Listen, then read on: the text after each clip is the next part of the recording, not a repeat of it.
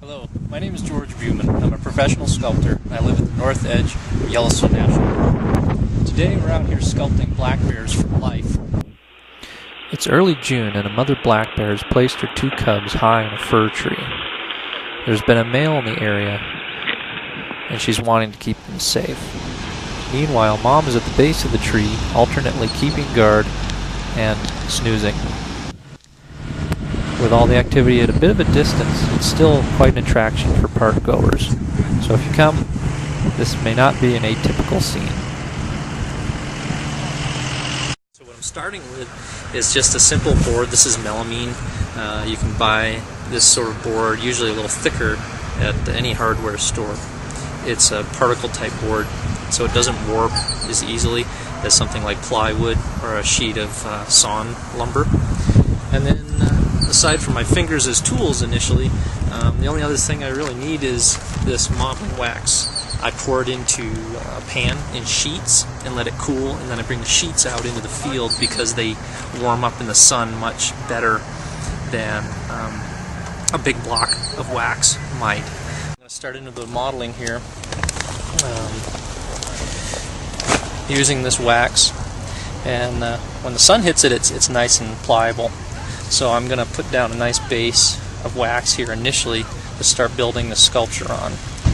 The bear, the log, and the tree, upright tree, are the elements that create this design surrounding this bear sculpture.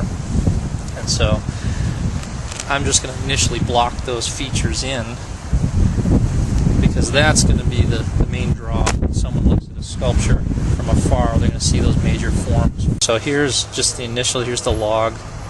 This is the start of the bear. This is the upright tree that the cubs are in.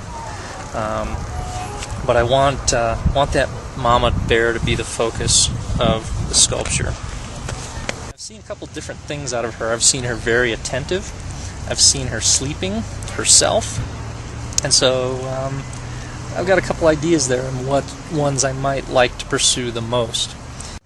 The main form involved with most animals is their body. So I've kind of got the body blocked in, then followed by the head and neck. Considering that she's crouched on the log here, I don't have a lot of legs to worry about, which is nice. You can select how the animal is posed. She's kind of positioned up in her elbows with her feet stretched out along the log. I haven't put her snout on yet. But I'm thinking first of this big shape. Again, her body, I'm going to her head. The smallest form on her head is going to be the snout. And for black bears, they sort of have a rounded profile off their forehead into their snout, as opposed to a grizzly that's more of a stair step down. Hope that guy doesn't go in the ditch. You see all sorts of crazy things when you're out here. Okay, so I'm working on the biggest forms first, then moving down to the smaller forms. Okay, I'm not worrying about ears, I'm not worrying about eyes, I'm worrying about how she's positioned herself on this log and how the big body parts look first. Now her head is too big. A little more on her backside as well. Black bears always strike me as have big rumps. I'll put some ears on.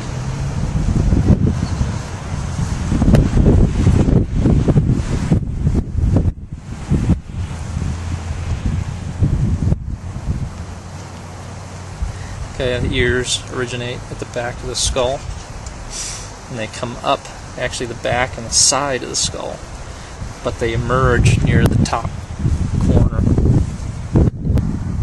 A lot of mood is conveyed in animals by the positions of their ears.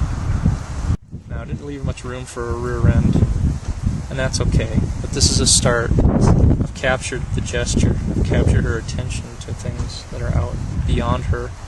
Suggests the tree that the cubs are up. I've got the log that she's laying on.